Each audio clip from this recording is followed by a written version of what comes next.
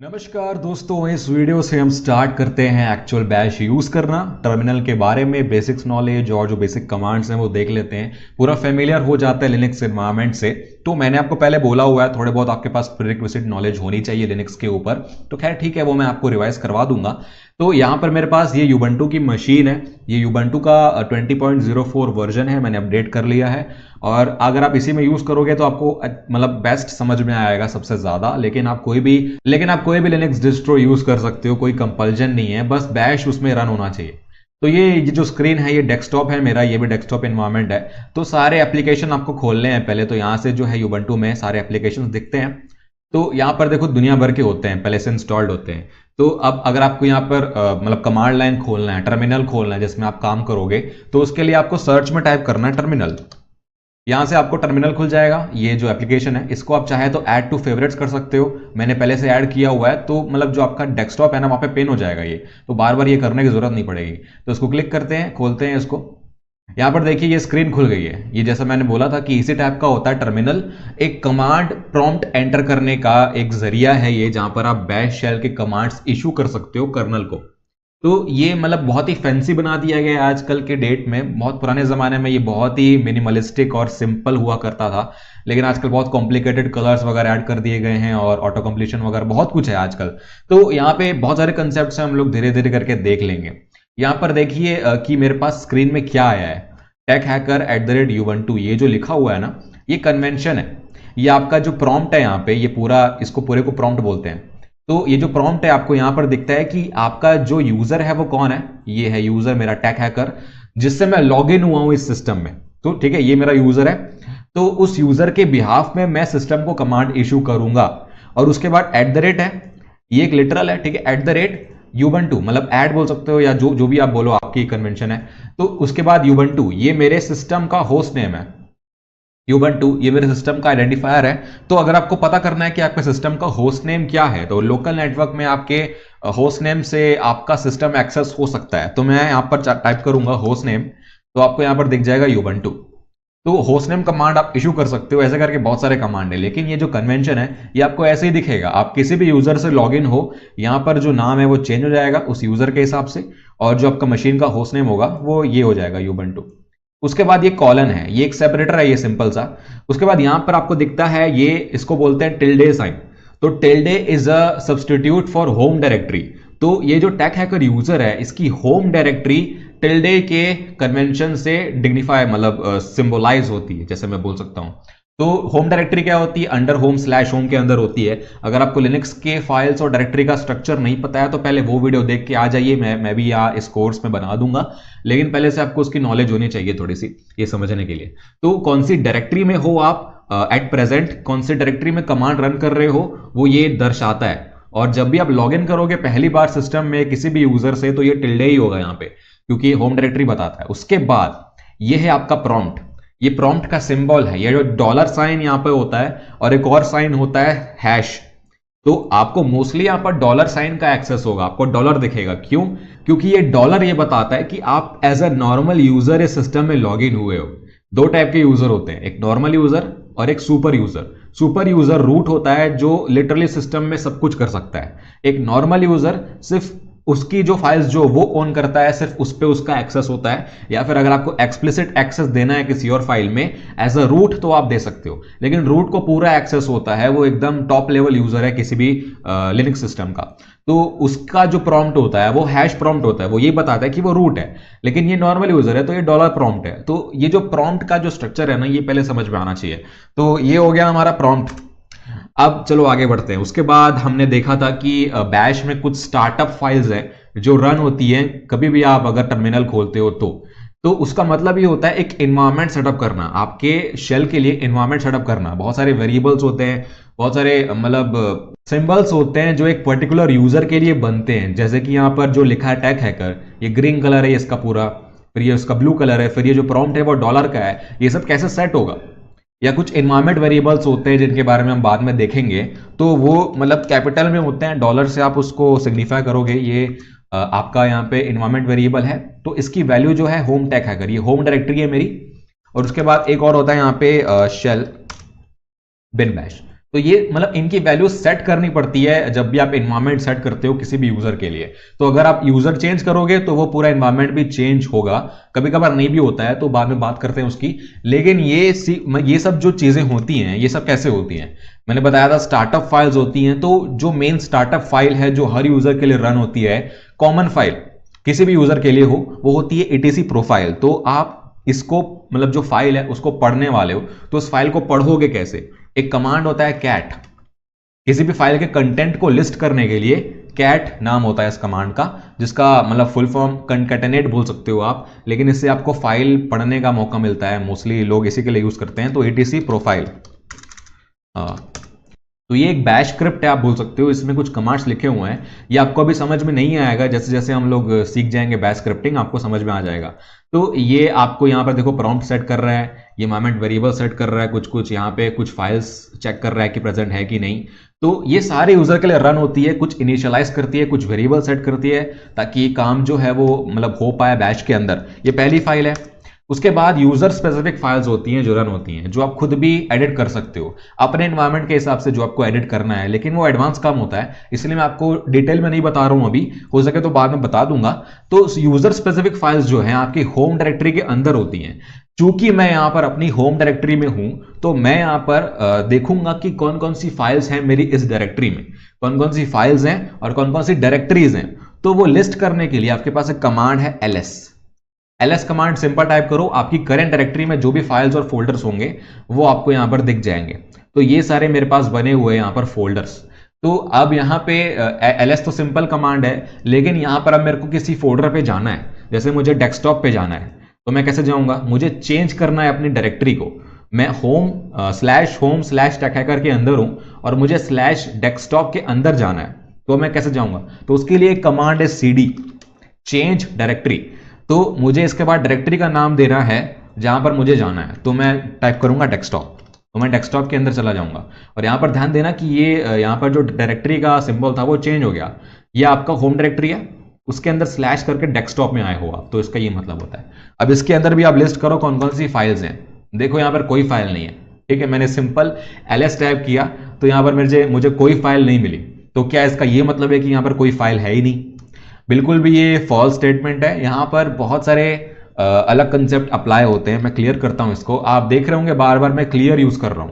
Clear का मतलब है टर्मिनल को क्लियर करना, सारे जो भी कमांड्स मैंने अभी तक रन किए हैं, जो भी आउटपुट आया है उन सबको ऊपर ढकेल देना। यहां पर ये एक्चुअल में मिटाता नहीं है उनको, ये ऊपर ढकेल देता है आपकी स्क्रीन के ऊपर, मतलब पूरा स्क्रीन आपका क्लियर कर देगा। देखो तो पूरा खाली हो जाएगा, सिर्फ नए कमांड के लिए आपको प्रॉम्प्ट दिखेगा। तो ये इसका मीनिंग होता है, आपको बहुत काम आएगा जब बहुत सारे कमांड रन करोगे तब। तो अब यहां पर मुझे मतलब आपको पता है कि बहुत सारी हिडन फाइल्स होती हैं अलग अलग डायरेक्टरीज में, अगर आपने विंडोज भी यूज किया है तो हिडन फाइल्स को देखने के लिए उनका कुछ स्पेशल पर्पस होता है हर फाइल का। तो उन हिडन फाइल्स को देखने के लिए मैं कुछ यहां पर अप्लाई कर सकता हूं एलएस के अंदर ही। एलएस कमांड का एक वेरिएशन है। तो हर कमांड में क्या होता है ना कि जब भी कोई कमांड आप इशू करते हो बहुत सारे स्विचेस होते हैं, बहुत सारे ऑप्शंस होते हैं जो आपको अलग अलग फंक्शनैलिटी प्रोवाइड करते हैं। जैसे कि ls कमांड है, उसके अंदर बहुत सारे ऑप्शंस हैं हिडन फाइल्स लिस्ट करने के लिए, या फाइल की परमिशन लिस्ट करने के लिए, फाइल के सिक्योरिटी कंटेक्स्ट को लिस्ट करने के लिए, ऐसे करके बहुत सारी चीजें लिस्ट करने के लिए बहुत सारे यहाँ पर उसके स्विचेस होते हैं। तो वो पता कैसे करोगे आप कि कौन कौन से स्विचेस किस काम के लिए यूज होते हैं? सबसे पहले मैं यहाँ पर इनिशियल स्टेजेस में आपको मैं कमांड को समझना बता रहा हूँ। तो उसके लिए मैं आपको ये बताऊंगा कि हेल्प कैसे ली जाए आपके सिस्टम से। आप खुद हेल्प ले सकते हो, जरूरी नहीं है कि कोई कमांड के लिए आपको यहाँ पर गूगल के पास जाना पड़ेगा, वहां पर जाकर के सर्च करना पड़ेगा कि ये चीज कैसे की जाती है, किस कमांड से की जाती है। आपको कहीं जाने की जरूरत नहीं है। कि जो लिनक्स के सिस्टम एडमिनिस्ट्रेशन जो एग्जाम्स होते हैं ना, उनमें आपको गूगल अलाउ ही नहीं होता है, और आपके लिए पॉसिबल नहीं है कि आप दुनिया भर के 1500 आप कमांड्स याद रखो। लेकिन यहाँ पर फिर भी लोग क्लियर कर लेते हैं उसको। कैसे करते हैं? तो कोई भी लिनक्स टाइप का सिस्टम आप लोगे ना, वहां पे आपको पहले से ही आपकी हेल्प कर दी जाती है दुनिया भर के मैनुअल्स और इंफॉर्मेशन डॉक्यूमेंट्स को ऐड करके। बहुत सारे तरीके हैं आपके पास एक कमांड के बारे में जो आप पता कर सकते हो कि वो कमांड करता क्या है, वो उसका एग्जैक्ट मतलब यूसेज का तरीका क्या है, उसको क्या क्या आर्ग्यूमेंट्स चाहिए, कौन कौन से ऑप्शंस हैं उसमें, और किस केस में क्या काम करता है, सब कुछ आपको बता सकता है। आपको गूगल में जाने की जरूरत ही नहीं है। तो एक यहाँ पर कमांड है मैनुअल। मैनुअल का जो शॉर्ट फॉर्म है मैन, ऐसा लिखा जाता है। कोई भी कमांड के बारे में आपको यहाँ पर इंफॉर्मेशन चाहिए ना, तो आप मैन टाइप कर लो, मैन और कमांड। और कमांड कौन सा होगा, आपके मर्जी का होगा, जैसे मैं ls देखता हूँ, तो ls कमांड के बारे में मुझे सारी इंफॉर्मेशन दे देगा ये। और ये इंफॉर्मेशन पेजिनेटेड होती है, मतलब एक पेज में जितना दिख रहा है, मतलब करंट टर्मिनल विंडो में जितना दिख रहा है आपको, सिर्फ उतनी इंफॉर्मेशन पहले आएगी, और आप फिर चाहें तो उसको स्क्रॉल डाउन कर सकते हो। ठीक है, तो अब यहां पर इसको मैं एंटर करता हूं। ये देखो यहाँ पे ये बता रहे हैं name ls, list directory contents. Synopsis मतलब इसका कमांड का यूसेज क्या है। ls के बाद कुछ ऑप्शन है जो ऑप्शनल होते हैं, जो कि देने जरूरत नहीं है। और यहाँ पर फाइल, ये भी ऑप्शनल है, फाइल का नाम दे सकते हो, उस फाइल के बारे में ही बताएगा एग्जैक्टली। डिस्क्रिप्शन दिया हुआ है बड़ा सा, बहुत सारी चीजें यहाँ पर। और ये जो है ना -a, -A, माइनस ऑथर, ये सारे स्विचेस होते हैं। स्विचेस जो है मोस्टली सिंगल हाइफन या डबल हाइफन से स्टार्ट होते हैं। सिंगल हाइफन के बाद क्या होता है, एक सिंगल अल्फाबेट होता है मोस्टली।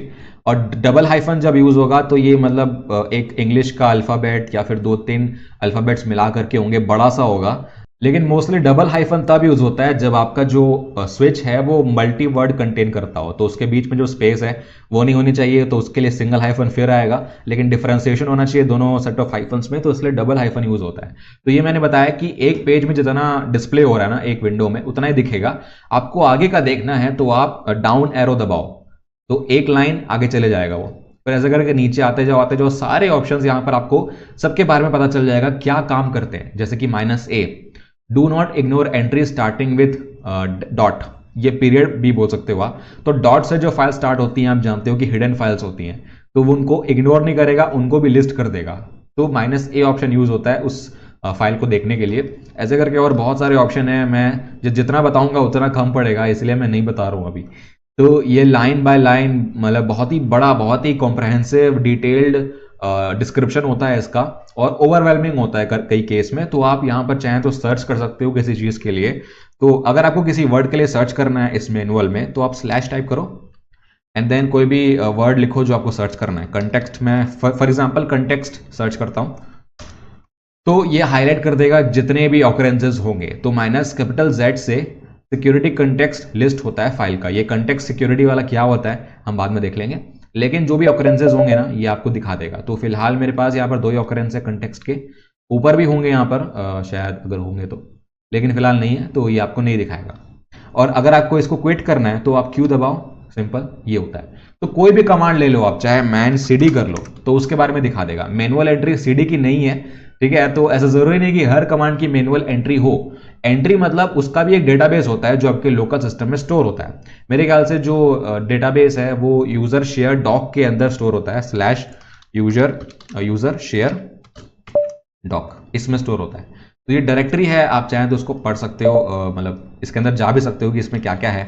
तो सीडी करते हैं, देखते हैं कि इसमें क्या क्या है। तो यहाँ पर जितने भी कमांड्स दिख रहे हो ना, इनके लिए यहाँ पर मैनुअल एंट्रीज हैं, इनके अलावा कमांड पे नहीं है। दुनिया भर के हैं यहाँ पे देखो, तो अब आप यहाँ पर पता कर सकते हो। तो यहाँ पर क्लियर करता हूँ, तो ठीक है, ये एक तरीका है किसी कमांड के बारे में पता करने का।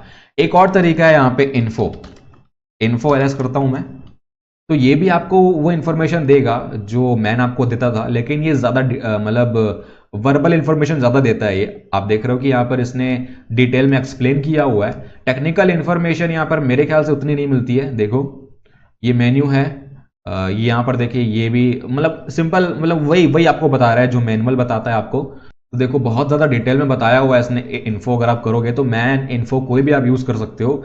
खैर ये आपकी पर्सनल चॉइस है, जो भी आप यूज़ करना चाहते हो आपके पर्सनल टेस्ट के ऊपर है। जहाँ पर आपने ज़्यादा काम किया है वो आप यूज़ करो, लेकिन दोनों तरीके से आप कर सकते हो। एक और मतलब बहुत सारे और तरीके हैं। एक और तरीका है यहाँ पे, अगर आप बहुत ज़्यादा ओवरवेल्म हो गए हो किसी कमांड के बारे में और आपको इतनी ज़्यादा इन्फॉर्मेशन नहीं चाहिए, सिर्फ 1 लाइन इन्फॉर्मेशन चाहिए कि एग्जैक्टली करता क्या है वो, सिर्फ 1 लाइन, आपका टाइम वेस्ट नहीं होना चाहिए, तो उसके लिए कमांड है व्हाट इज, और फिर जो कमांड के बारे में आपको चाहिए ls लिख दो।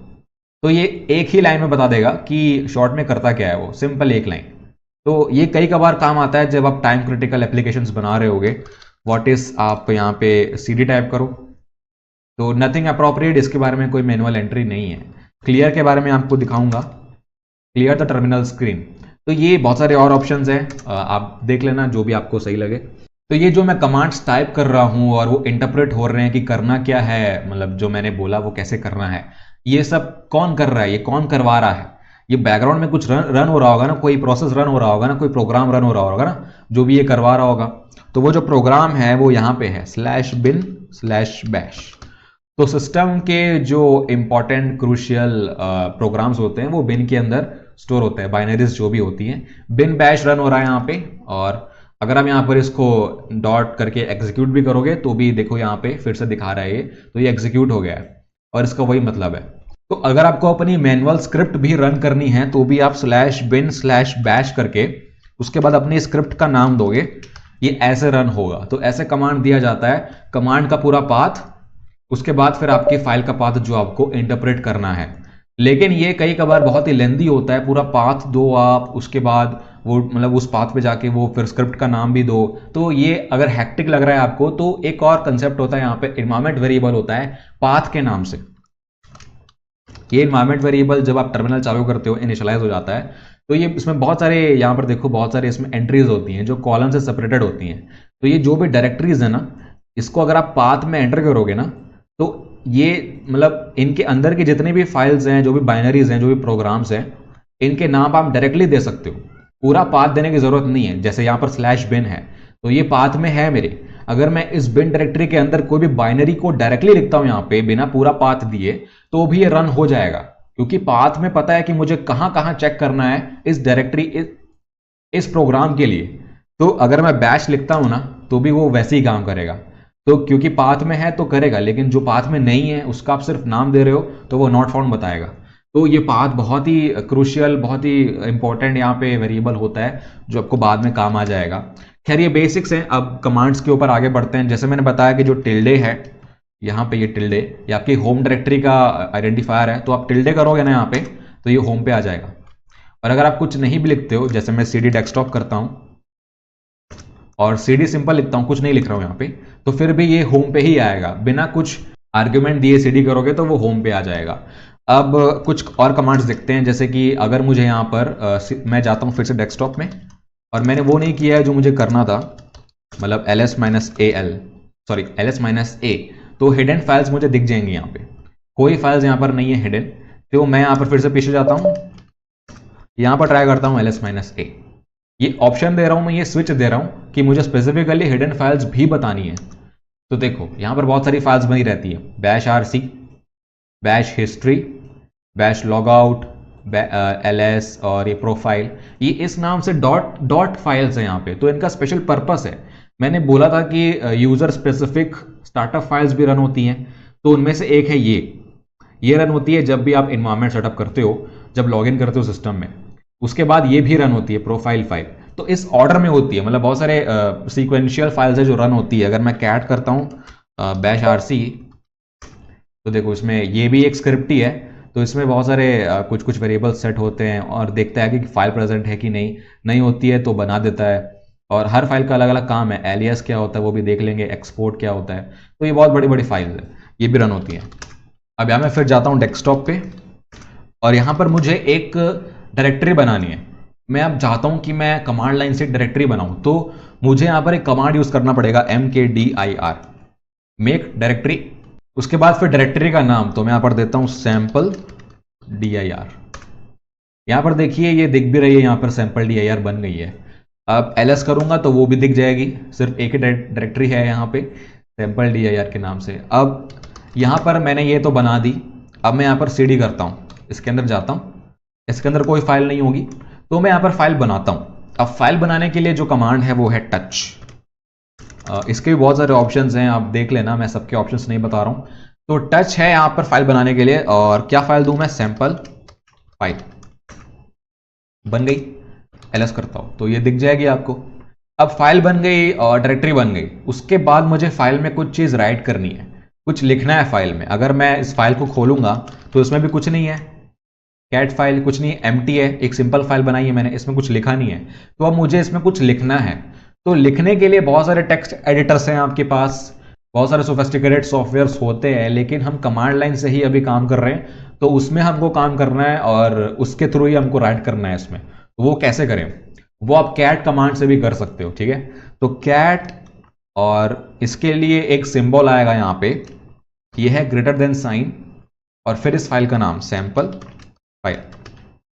इससे क्या होगा कि जो अगर आप एंटर करोगे ना तो उसके बाद जो भी आप लिखोगे, मतलब जो भी सिंपल जो भी आप लिखोगे वो पूरा इस फाइल में राइट हो जाएगा एग्जिट करने के बाद। तो ये कमांड क्या बोल रहा है कि जो भी मैं stdin से इनपुट करूंगा उसको इस फाइल में रिडायरेक्ट कर देना है।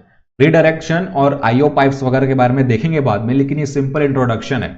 stdin मतलब जो मेरा यहां पर कमांड प्रॉम्प्ट है वहां पर मैं इनपुट दूंगा, ये होता है stdin, यहीं पर स्क्रीन पर इनपुट देना। और std आउट जो है वो इसी स्क्रीन पे आउटपुट देना होता है, लेकिन आप फाइल में भी आउटपुट दे सकते हो इस कमांड का यूज करके। तो मैं एंटर करता हूं, यहां पर मैं कुछ लिखता हूं, hello world, enter how are you, फिर एक बार और एंटर और कंट्रोल सी। कंट्रोल सी क्या करता है, ये करंट प्रोसेस को एब्रप्टली एंड कर देता है, एग्जिट कर लेता है प्रोसेस को।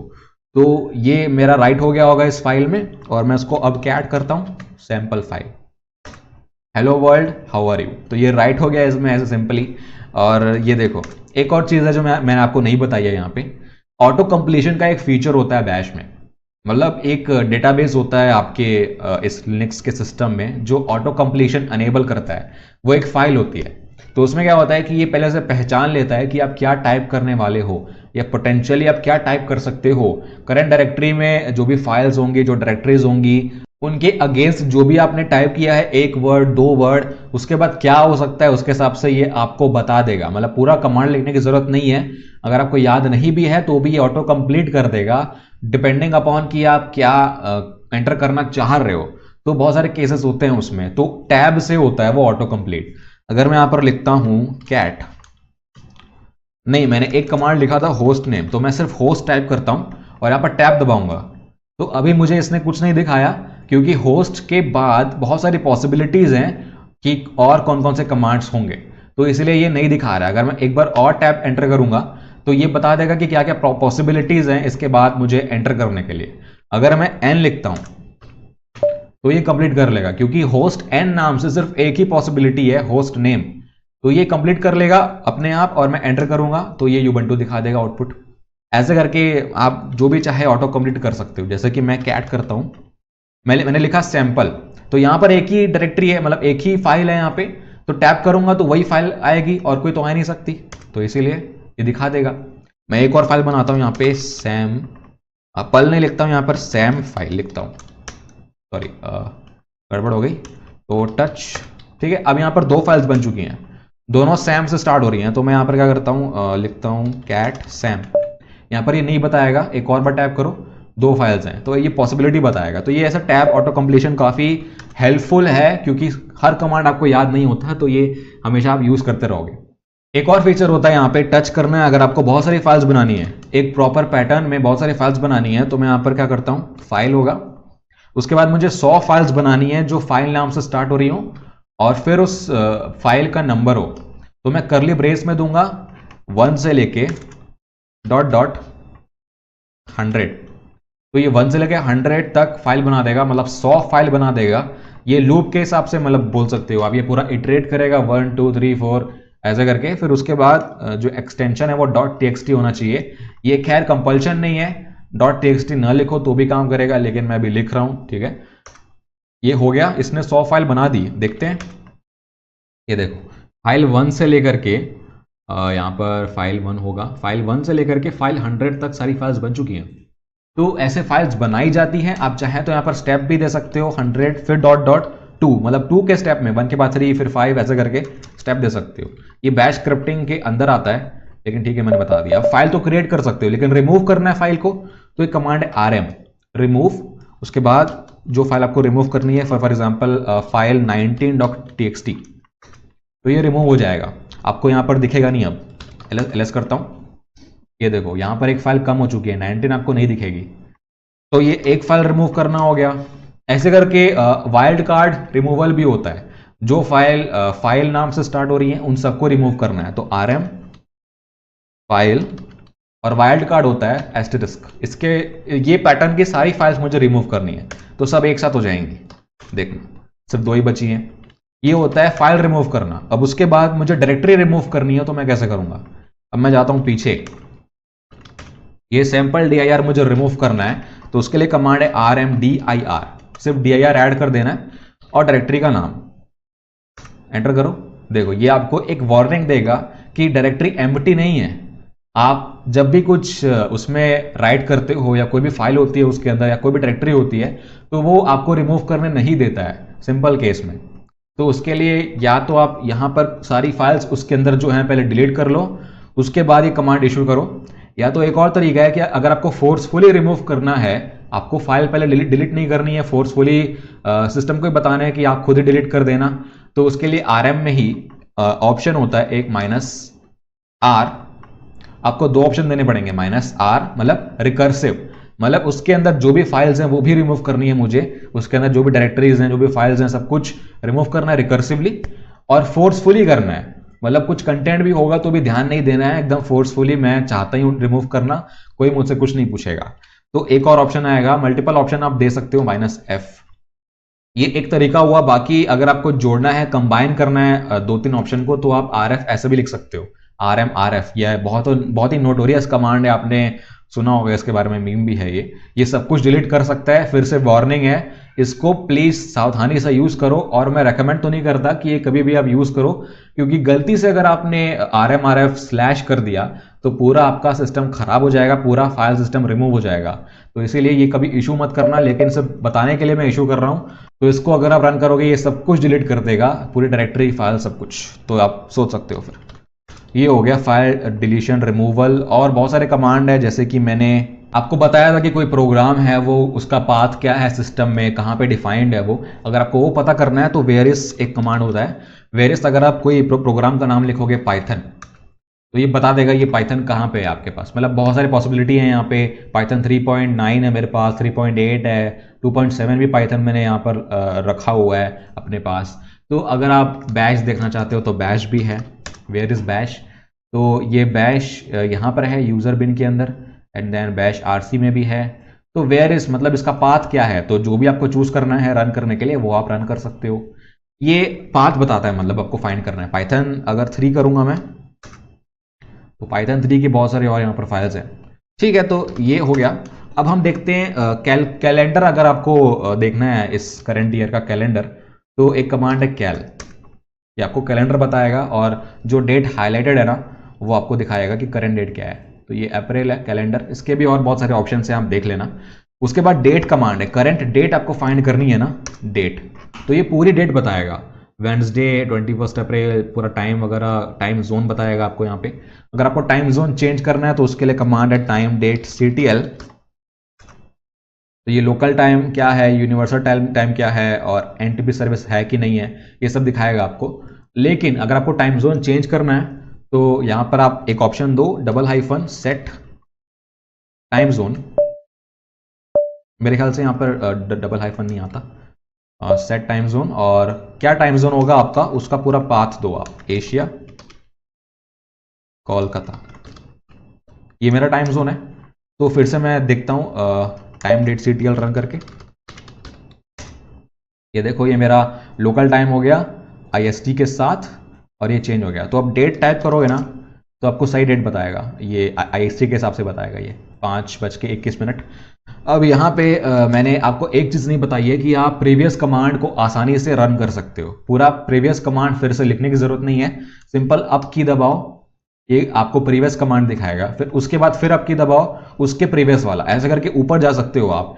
तो जो भी कमांड आपने पहले टाइप किया होगा आप ऊपर नीचे करके देख सकते हो कि आप फिर से अगर आप उसको रन करना चाहते हो तो ये सिंपल हो जाता है। लेकिन अगर आपको एब्सोल्युटली ये बताना है कि मुझे प्रीवियस कमांड रन करना है, तो उसके लिए डबल एक्सक्लेमेशन मार्क होता है। तो एक कमांड में रन करता हूं होस्ट नेम, अगर मुझे यही कमांड फिर से रन करना है तो डबल एक्सक्लेमेशन, ये फिर से रन हो जाएगा। डबल एक्सक्लेमेशन मतलब होस्ट नेम, ये कमांड का नाम है और ये इसका आउटपुट है। लेकिन आपको देखना है पूरा हिस्ट्री, मतलब जो भी कमांड आपने अभी तक टाइप किया है आपके करंट लॉगिन सेशन में जो भी होगा, तो पूरा हिस्ट्री आप देख सकते हो, कौन कौन से कमांड आपने टाइप किए हैं उस ऑर्डर में। तो उसके लिए कमांड है हिस्ट्री। तो जो भी मैंने अभी तक टाइप किया है ना ये सब कुछ दिखाएगा उनके नंबर के साथ। और ये नंबर का क्या सिग्निफिकेंस है यहां पर मैं बताता हूं। कोई भी कमांड ले लो, for example where is Python, इसको मुझे फिर से रन करना है, तो ये पूरा कमांड टाइप नहीं करूंगा मैं, इसका नंबर देख लूंगा 57 और इसको एक्सक्लेमेशन करके नंबर डाल करके इसका कमांड ये रन हो जाएगा। वेयर इज पाइथन, ये एक्सक्लेमेशन कोई भी फिर नंबर दो, जैसे मैं यहां पर दे रहा हूं, यहां पर 57 हो गया, 69। खैर देखो हिस्ट्री सही से रन नहीं हो रहा है, तो 68 में रन करता हूं। तो ये ऐसे करके आप प्रीवियस कमांड्स रन कर सकते हो। डेट कमांड के बहुत सारे ऑप्शन है, आप प्लस टाइप करो। आपको अगर ये देखना है कि कौन सा डे है आज, तो capital D plus % capital D, ये इसका कन्वेंशन है। तो ये पूरा डेट बताएगा, ये पूरा मतलब कैपिटल डी है तो ये पूरा मतलब जैसे स्लैश करके डेट होती है ना आज की, ये वैसा बताएगा 21-21। ये आपका मंथ है, ये आपका डेट है और ये आपका ईयर है। तो स्मॉल डी लिखने से मतलब बहुत सारे लिटरल्स हैं, स्मॉल डी, ए, एफ, ई, बहुत सारे हैं। यहाँ पर डेट एग्जैक्टली ये डेट दिखा रहा है आपको। उसके बाद अगर आपको देखना है डे, तो कैपिटल ए से देखोगे, वेडनेसडे है आज। उसके बाद कैपिटल एच से जो आवर है यहाँ पे 24 आवर फॉर्मेट में, ऐसे करके पूरा अगर आपको देखना है तो मैं यहाँ पर लिखता हूँ प्लस, फिर होगा %।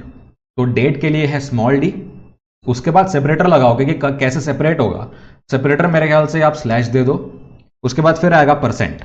डेट के बाद क्या आता है, मंथ आता है, तो स्मॉल एम होगा यहाँ पे, उसके बाद फिर स्लैश डालो, फिर %। ईयर के लिए कैपिटल वाई, ठीक है। यहाँ पर मैं गलत हो सकता हूँ, फिर देख लेंगे कि कहाँ गलत हुआ मैं। उसके बाद फिर आपको % देके कैपिटल एच आर के लिए, उसके बाद फिर यहाँ पर कॉलन आएगा टाइम सेपरेशन के लिए, कैपिटल एम आएगा मेरे ख्याल से, हाँ मिनट्स के लिए। उसके बाद फिर सेकंड्स के लिए कैपिटल एस। देखते हैं कि क्या दिखाता है। एक्स्ट्रा ऑपरेंड, ओके, तो यहाँ पर आपको डबल कोट्स के अंदर डालना पड़ेगा। ये देखो यहाँ पर 21/4/2021 17:25:42, ये पूरा करेक्ट टाइम बताया है इसने। अगर आप 17 नहीं चाहते हो तो स्मॉल एच लिख दो, सॉरी ये स्मॉल एस से नहीं होगा, ये कोई और, इसके लिए कोई और सिंबल है, मुझे याद नहीं है, आप देख लेना। लेकिन ऐसे टाइम भी आप देख सकते हो। तो किसी कमांड का अगर आपको आउटपुट किसी फाइल में चाहिए ना, तो आप रिडायरेक्ट कर लो यहाँ पे डेट, तो एक फाइल बन जाएगी डेट के नाम से, उसको कैट कर लो, आपको यहाँ पर आउटपुट मिल जाएगा। तो ये सिंपल कमांड्स हैं। खैर